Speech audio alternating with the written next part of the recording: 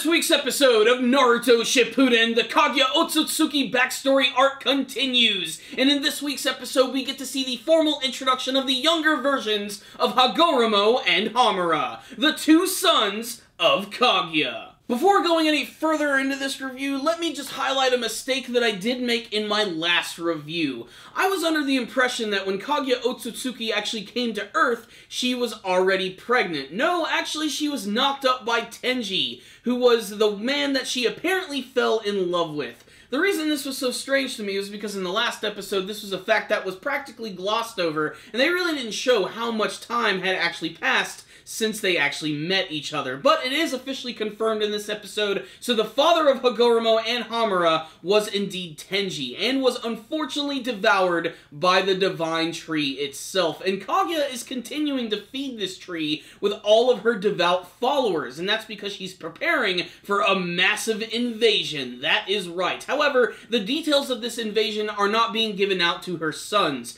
which are extreme prodigies of the ninja world, each having their own special abilities, being super powerful, and apparently having the ability to heal people, but they're still not as powerful as Kaguya. This week's episode of Naruto Shippuden was incredibly eye-opening, because not only were you getting to learn a little bit more about Kaguya's backstory, but how Hagoromo actually learned how to become a sage, and how he actually met Gamamaru, the old toad sage. If you guys remember, in the present timeline, there is Gamamaru, the old, decrepit-looking toad who makes all of these big prophecies. We get to see a much younger version of that character in this episode, so young in fact that he's really teeny and you could hold him in your hand. He's actually the one who actually meets Hamura and Hagoromo and lets them know, have you ever actually been to the Divine Tree? Have you been over the peak and really see what's going on there? Well, here's a hint. Something bad is going down, and when you figure out what that is, come and see me. Just like in the last episode, Kaguya is actually using the power of the tree and the infinite Tsukiyomi technique to actually absorb people into the tree, sucking away all of their life force and their chakra, and that's because she's preparing for this big, massive invasion. And it's really disturbing because they let you know that Hagoromo and Hamura are actually friends with a lot of the villagers and followers of Lady Kaguya, and they actually find that one of them has been already killed by this tree. And that's at this point that they realize something's not quite right with Mom, and that's when they meet up again with Gamamaru, who takes them to Mount Myoboku. That's where all of the toads live, and that's where they do their sage training. This is when Hagoromo realizes that he has to learn to use this power, otherwise he'll never be able to properly stop his mother, who is still incredibly intimidating, especially at the end of this episode when Hagoromo is actually off training, and Hamura is actually confronted by his mother, who is just so damn creepy. Another thing that's really important about this episode is just getting to see the evolutions of their powers, like the fact that Hamura already has the Byakugan eye, and then of course you have Hagoromo, who actually activates his Sharingan for the very first time in the series. That's right, this is basically the very origins of the Uchiha clan right here and where their powers actually came from. When Hagoromo discovers that one of his female friends was absorbed by this divine tree, suddenly his Sharingan eye is activated. It's a really chilling moment, and one of my favorite scenes from this week's episode. Although I think the most surprising aspects are getting to see a younger version of Gamamaru, and learning that this sage jutsu has been around a lot longer than all of this other chakra, which practically came from another planet. And so, what's the rundown on this week's episode of Naruto Shippuden? Another good eye-opening episode, expanding on the very origins of the Naruto universe, although still, I just don't care as much about Kaguya as much as I wish I could. You know, they really need to focus on her a little bit more if we really want to understand her just a bit more. They're still keeping her very mysterious, while is deciding to expand a little bit more on her sons, which honestly I think is a good move. I'm kind of hoping that in the next episode, or maybe in the one that's right after that, we'll actually get to see the big confrontation that Hagoromo and Hamura are going to have with their mother. In fact, if you look at the preview for the next episode, it's very evident that a lot of time has passed and that these characters have aged quite a bit. Of course, with Kaguya looking exactly the same, leading me to believe that these people from another world actually age a little differently, especially the way they mention the years,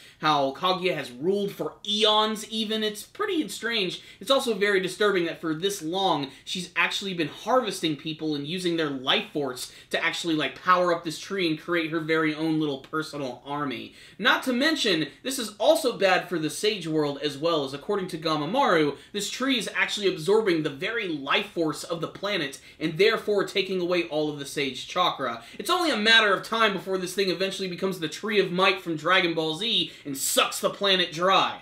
The family dynamic between Kaguya and her sons is very interesting. I almost expected it to be more like a typical family, but no, she almost sort of treats them as bodyguards or soldiers. She doesn't really show them all that much affection, and she's continuing to be very standoffish and really just caring about her ultimate mission, constantly looking up into the sky and basically sucking up the fact that she's going to have to kill all of her devout followers. It's a very disturbing thing when you really think about it. But this was still a pretty good episode. If I only had one real problem with it, it's just that I thought the artwork was kind of piss poor in this episode. Maybe it has to do with the fact that Hagoromo and Hamura have very simple features. They have white skin with not a lot of detail added to them, but there was a lot of artwork moments in this episode that I felt could have been a little tighter and just looked a little better. That being said, it is still very interesting to see this part of the Naruto world, as we get to see what it was like before all these other big characters arrived, before ninja were formally introduced. It's so different and so foreign, it almost feels like a completely different anime. That being said, this was still a pretty good episode, especially for those who've been following the Naruto series for a long time, and most especially for those who read the manga and watch the anime, because this is completely brand new material that we have never seen. It doesn't conflict with anything else, and frankly, it's really interesting. As a hardcore Naruto fan, I'm really digging the backstory a lot. I just wish it would make me care about Kaguya just a little bit more. I just want more time with her, and you know, I feel like we've had enough time with Hagoromo and Hamura. I mean, Hamura is one of the key characters in one of the movies. Hagoromo is effectively responsible for giving Naruto and Sasuke their ultimate powers at the end of the series, and yet Kaguya is still one of the most mysterious characters, and she is not going to divulge any information even to her sons. Maybe it's her mysteriousness that makes her cool, but honestly, I just want to learn more about her. I really wish we could go even further back in time and see what she was like when she was much younger, what planet she came from, how she actually came to Earth in the first place. There's a lot of room for development there, but it looks like they're mostly just going to be getting through all of this stuff right here, leading up to the big moments in the battle between her and her sons, which I'm really hoping they're going to make look really cool. This is an opportunity to not only do something really interesting and new, but to do it with good animation. Something that could blow away the manga and the anime fans. So Naruto fans, definitely check out this week's episode. It was pretty damn entertaining and eye-opening. Manga readers, anime watchers, check it out. You might see something you like. I'm going to give this week's episode right here a 4 out of 5. I really liked the episode. I just felt like some of the animation and the artwork could have looked a little bit better. But still a really solid entry for the Naruto Shippuden anime series. But if any of you guys did watch this week's episode, why don't you tell me what you thought about it in the comments section below? Did you have a favorite scene from this episode? Are you starting to like the character of Kaguya a little bit more? Are you enjoying actually getting to see Hamura and Hagoromo learn their brand new sage abilities? And what do you want to see from the rest of the Kaguya backstory arc? Please tell me in the comments section below.